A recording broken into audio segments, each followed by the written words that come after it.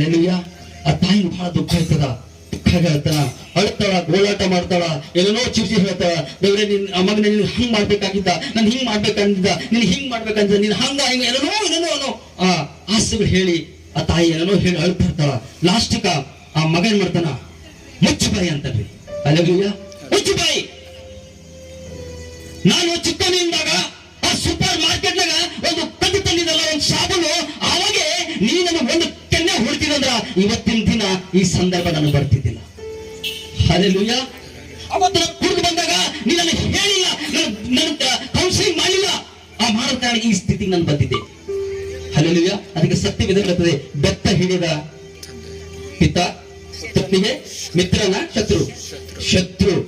ಒಂದು ವೇಳೆ ತಂದೆ ತಾಯಿಗಳಂತ ನಾವು ನಮ್ಮ ಮಕ್ಕಳಿಗೆ ಒಂದು ವೇಳೆ ನಾವು ಕಲಿಸಲಂದ್ರ ಮಕ್ಕಳು ನೀವೇ ಶತ್ರುವಾಗಿ ಮಾರ್ಪಡ್ತೀರಿ. Hallelujah, hallelujah.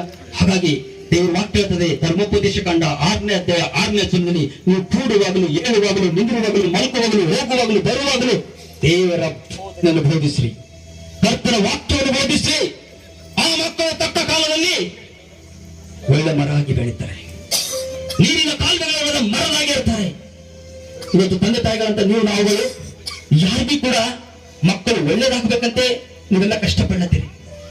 ಒಂದ್ ವೇಳೆ ಏನ್ ಪ್ರಾಪರ್ಟಿ ಅಂತಂದ್ರ ಈ ದುಡ್ಡು, ಐಶ್ವರ್ಯ ಇದು ಪ್ರಾಪರ್ಟಿ ಎಂಬಲ್ರಿ, ಅದು ಈ ಲೋಕ ವಿಷಯದಾಗ ಅಂತಿರ್ಬೋದು. ಆದ್ರೆ ಒಳ್ಳೆ ಮಕ್ಕಳೇ ಒಳ್ಳೆ ಪ್ರಾಪರ್ಟಿ.